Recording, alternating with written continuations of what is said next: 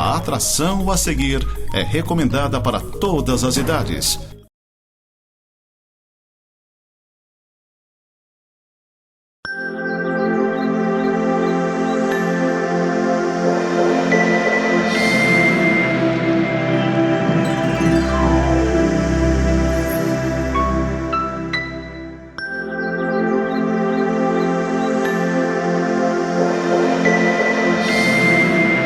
Olá, seja bem-vindo ao programa Semeando para a Vida Eterna.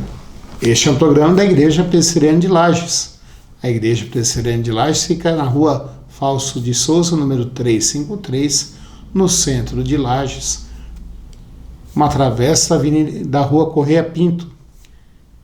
A nossa igreja fica ao lado do Seja, e você é nosso convidado para estar conosco. Os nossos trabalhos principais e regulares são aos domingos, às 9 horas da manhã, um culto, logo depois da escola dominical, com classes de estudos bíblicos para as várias faixas etárias, e à noite o culto ao Senhor. Nós somos uma igreja que prega a palavra de Deus e busca viver a palavra de Deus. Somos uma igreja que crê em Jesus Cristo como nosso único e verdadeiro Salvador. Somos uma igreja que entende que Jesus Cristo nos chamou para vivermos junto dele e nos reconciliou com Cristo, e agora nós somos filhos de Deus. Nossa igreja também entende que não só os adultos, os idosos são importantes, mas todos são importantes para Deus. Então, nós temos atividades para toda a família. Eu quero convidar você a estar conosco. Antes de começarmos a estudar a Bíblia, quero convidar você a ouvir uma palavra dos nossos patrocinadores. Clínica Médica e Odontológica Vida Nossa. Situada no centro de Lages, conta com a especialista em ultrassonografia, doutora Vanessa Gerber, nos atendimentos de ultrassom geral, músculo esquelético, obstétrico e Doppler.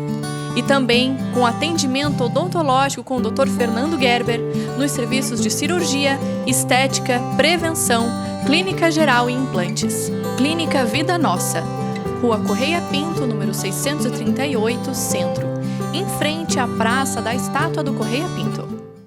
Em nossa igreja nós temos estudado os evangelhos durante esse tempo agora.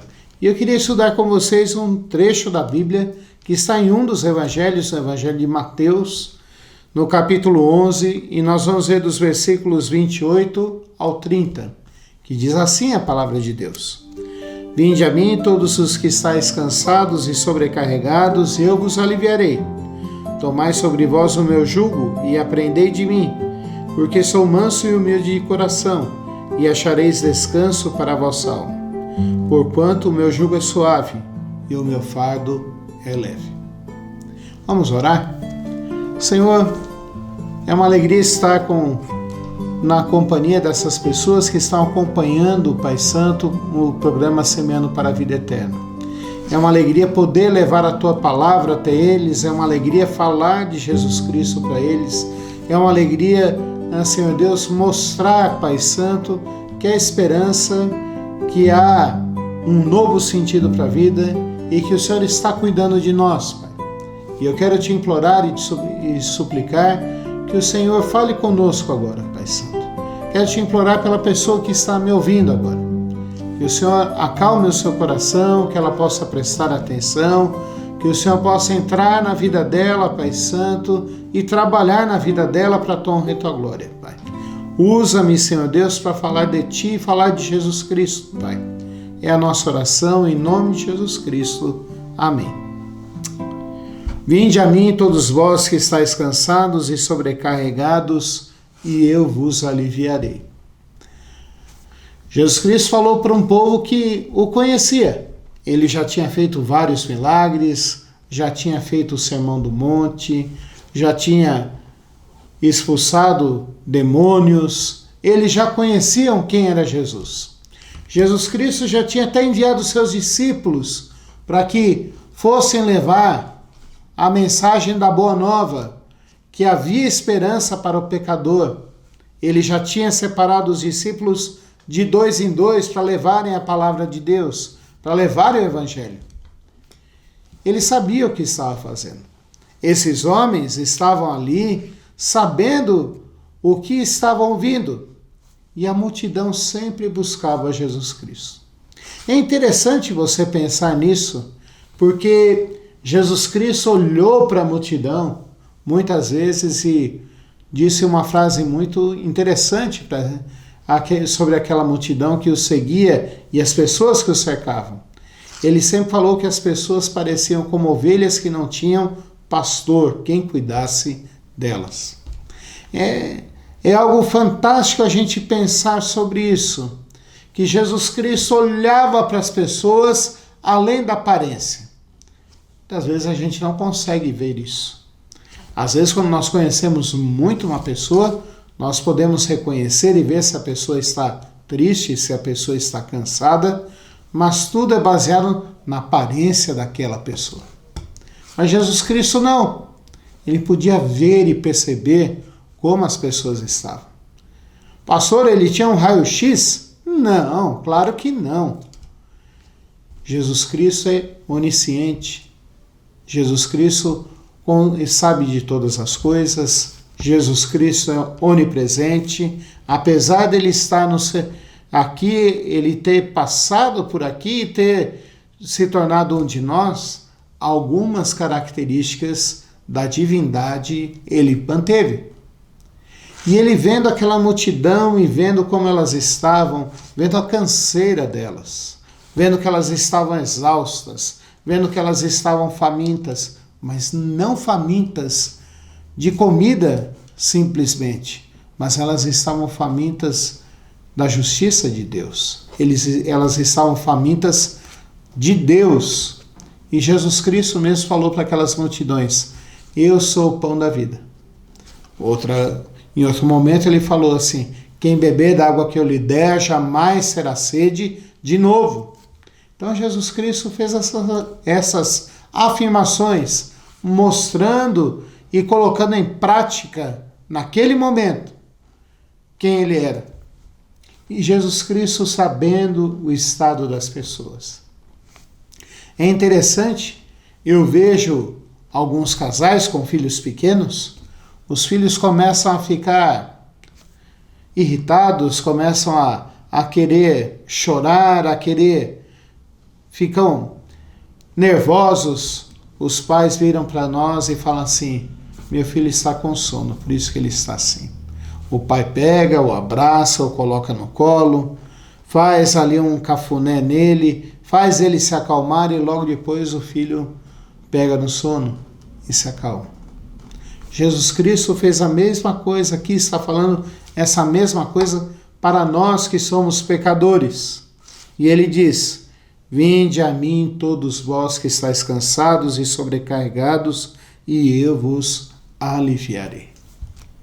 Primeira verdade que eu vejo aqui é que Jesus Cristo oferece para nós o que nenhuma outra pessoa ou qualquer outra coisa pode nos dar. Nós podemos ter um dia de descanso, é verdade. E a legislação trabalhista diz que todo trabalhador precisa ter um dia de descanso durante a semana. Se você já trabalha, você deve saber isso. Você deve ter suas escalas, você deve ter suas folgas, e pelo menos uma vez por semana, e eu espero que você não faça hora extra nesse dia de descanso, você possa parar e descansar e refletir um pouco com a sua família. Foi Deus quem estabeleceu isso. Quando ele criou o mundo, diz o relato de Gênesis que no 7º dia ele viu que tudo era muito bom e descansou. Mas não é esse descanso físico apenas que ele está falando. Ele está falando aqui de descanso espiritual e emocional. Por que Jesus Cristo fala isso? Porque nesse mundo nós temos aflições. Ele fala isso no final do seu ministério, logo depois que ressuscitou. Jesus Cristo fala assim: no mundo tereis aflições, mas tende bom ânimo. Como eu venci o mundo, vós também vencereis. Então, nesse mundo com certeza nós vamos ter decepções. Nesse mundo com certeza nós vamos ter frustrações. Com certeza, nesse mundo, muitas vezes nós vamos ter os nossos sonhos que não são realizados. E cada vez que isso acontece é como se houvesse uma marca sobre nós.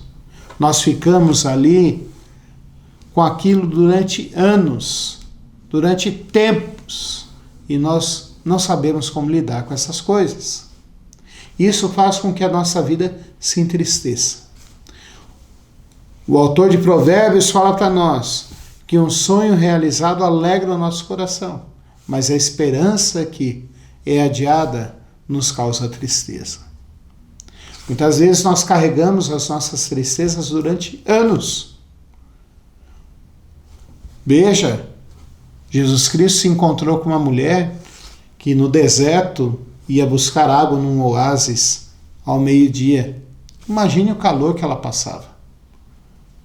Nós sabemos, nós estamos na região mais fria do nosso Brasil, e quando é verão e meio-dia, nós falamos, que calor, eu não consigo mais sair na rua, porque é muito quente. E aquela mulher foi buscar ali porque ela estava carregada das suas decepções, dos seus projetos falhos, das suas próprias falhas. E quando Jesus Cristo fala para ela, mulher, se você beber da água que eu lhe der, você nunca mais terá sede de novo. Ela fala, eu sei que viria o Messias. Jesus Cristo é o Messias, é aquele que veio matar a nossa sede espiritual, veio matar a nossa sede emocional. Mas Jesus Cristo é mais do que isso. Jesus Cristo também veio tirar sobre nós um fardo que estava sobre nós. Pastor, um fardo? Sim. A culpa pelos nossos pecados. É engraçado quando você começa a trabalhar com crianças e ouvir crianças e aconselhar crianças e ensinar as crianças. Algumas sabem disfarçar bem quando fazem alguma coisa de errado, mas outras é só você olhar e você já sabe quando a pessoa errou, quando a criança errou. Parece que está escrito na cara dela assim, eu errei. A pessoa não consegue olhar para nós, a criança não consegue falar conosco, a criança denuncia através de toda a sua linguagem corporal que ela é culpada. E isso traz a ela uma grande dor. A Bíblia fala que todos nós pecamos e por isso nós carecemos da glória de Deus. Não importa se você nasceu pobre, se você nasceu rico, não importa se você dá esmolas ou não, não importa se você não bateu em ninguém ou se você espancou alguém, não importa o que você fez. A Bíblia diz que nós somos, pela nossa própria natureza, culpados e que nós precisamos desse alívio. Nós precisamos de socorro. Carecemos da glória de Deus. Nós precisamos de Jesus Cristo na nossa vida. E Jesus Cristo fala assim, vinde a mim. Ele está disponível a nós. É só você procurá-lo. Essa é a primeira lição. Mas a segunda lição diz que nós precisamos reconhecer o nosso estado. Ele fala assim, vinde a mim todos os que estáis cansados e sobrecarregados, e eu vos aliviarei. É interessante como muitas vezes a gente não percebe o nosso estado de culpa, o nosso estado de decepção, como a gente não percebe que nós estamos longe de Deus, porque o pecado faz isso, que eu e você estejamos longe de Deus. Há um milagre que Jesus Cristo fez, e está relatado lá no Evangelho de João, que ele curou um cego de nascença. E ao curar esse cego de nascença, muitas pessoas foram conversar com esse cego de nascença porque ele ficava na porta do templo pedindo dinheiro. Ele ficava junto a um poço que havia ali, ele ficava junto à porta do templo e pedia dinheiro para sobreviver. Naquela época não tinha INSS, não tinha nada. E Jesus Cristo o curou. E foram os religiosos da época, foram interrogá-lo. E pressionaram para que ele dissesse quem fez e o que tinha feito. Todos sabiam que era Jesus, mas eles queriam arrumar um jeito de punir aquele cego de nascença pelo milagre que Jesus fez. E aquele cego de nascença, uma hora, soltou uma resposta que ninguém esperava. Aquele cego de nascença soltou a seguinte resposta: quem ele era, eu não sei. Eu só sei que agora eu vejo. Muitas vezes é muito difícil para mim reconhecer os meus erros. Não sei você, mas é muito difícil para nós, e agora eu estou colocando você na nossa conversa, reconhecer o nosso verdadeiro estado. Não sei se você já fez isso, mas às vezes a gente olha para o nosso espelho e tenta se enganar ao ver a nossa imagem.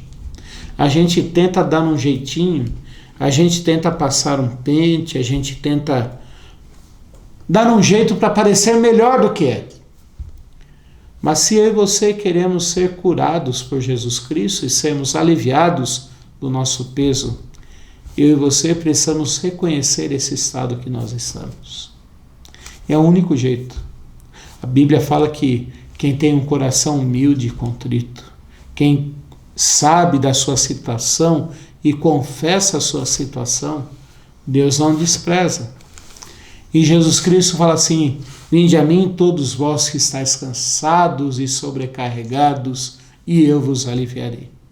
É como se eu e você olhássemos para o espelho e falássemos assim: não, eu preciso de ajuda. E essa ajuda só Jesus Cristo pode nos dar. Só Jesus Cristo pode te dar. Nenhum outro homem. Só Jesus pode fazer isso por você. Mas o texto continua aqui e diz assim: tomai sobre vós o meu jugo e aprendei de mim, porque sou manso e humilde de coração, e achareis descanso para a vossa alma. Porque o meu jugo é suave e o meu fardo é leve. Aqui ele faz a comparação e ele usa uma metáfora aqui.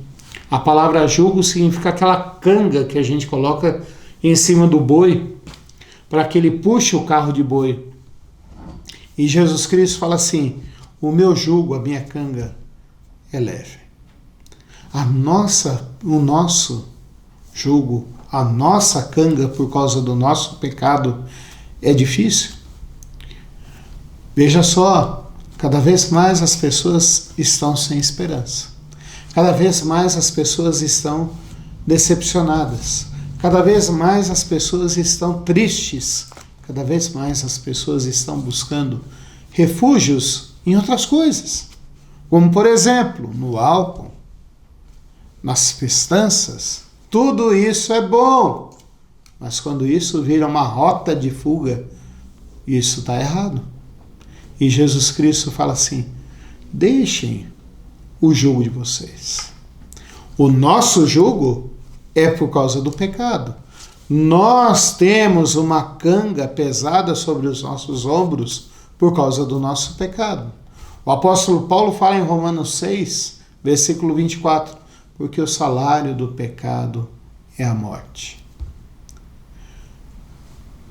Todas essas outras coisas, essas decepções que nós temos, são consequência do nosso afastamento de Deus e da nossa rebelião de Deus. São consequências de nós queremos fazer a nossa própria vontade. São consequências da gente tentar viver do nosso jeito, sem obedecer a Deus. Mas Jesus Cristo fala assim: tomai o meu jugo que é suave e o meu fardo que é leve. Jesus Cristo tomou o nosso jugo. Jesus Cristo tomou o nosso lugar na cruz.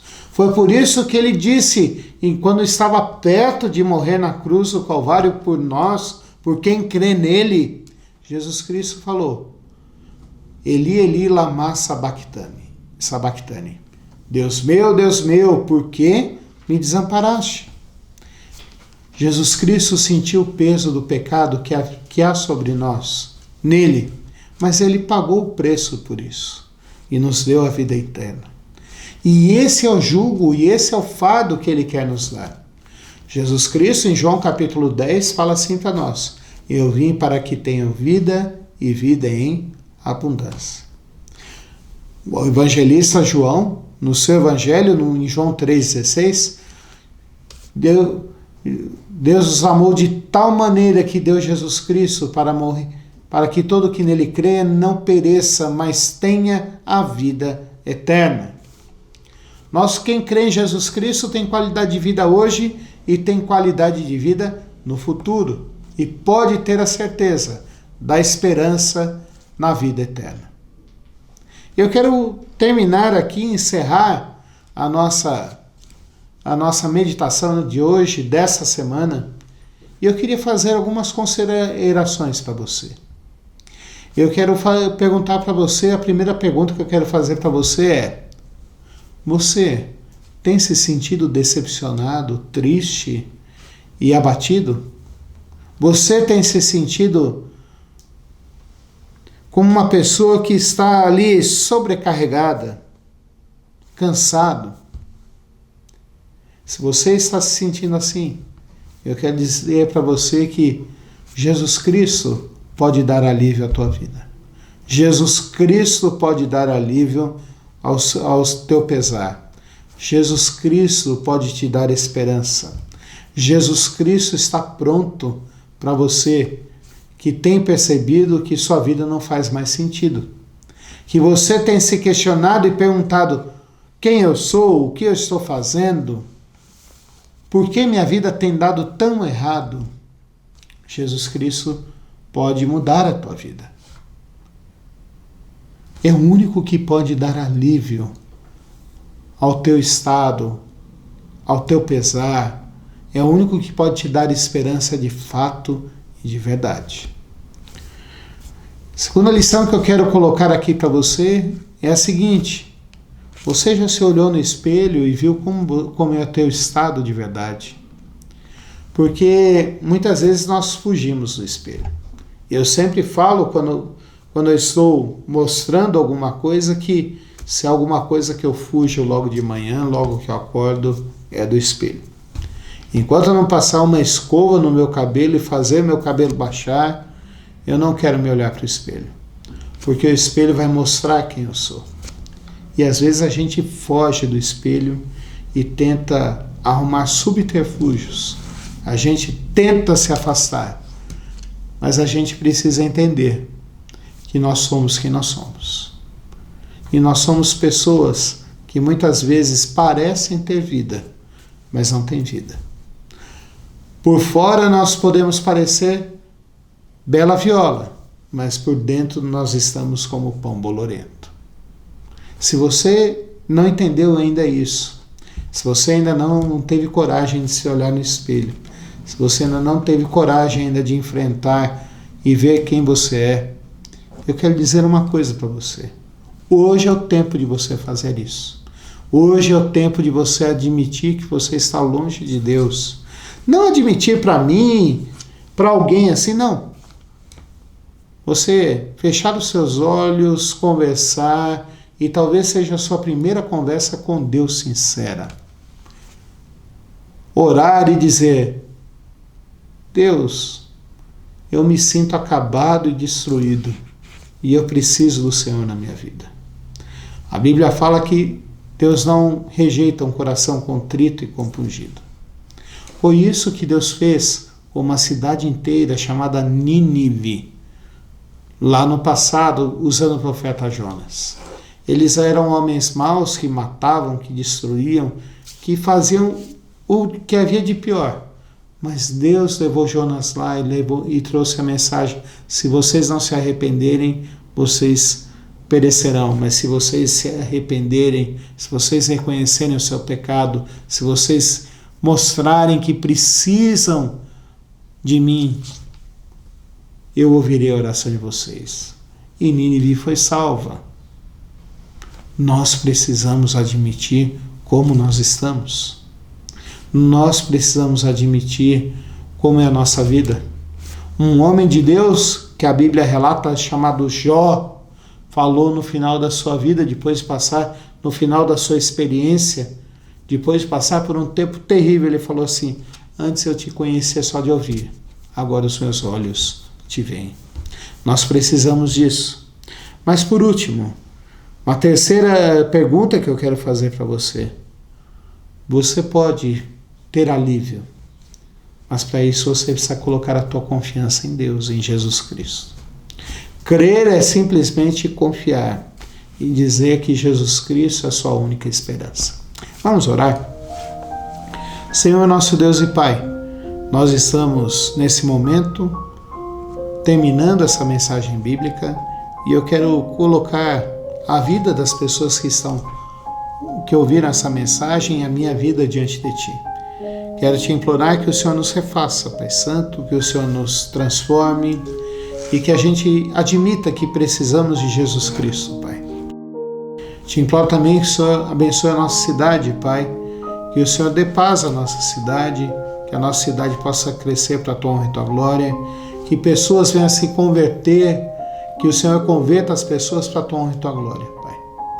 Abençoa o nosso estado, abençoa, Pai, faz com que seja eleita a pessoa que Tu quiseres, Pai Santo, e que seja um governante bom que temos, Senhor, Pai. A mesma coisa pelo nosso país, Pai. Abençoa-nos, Senhor Deus, a nossa oração, em nome de Jesus Cristo. Amém. Quero convidar para você estar conosco lá na Igreja Presbiteriana de Lages. Deus te abençoe.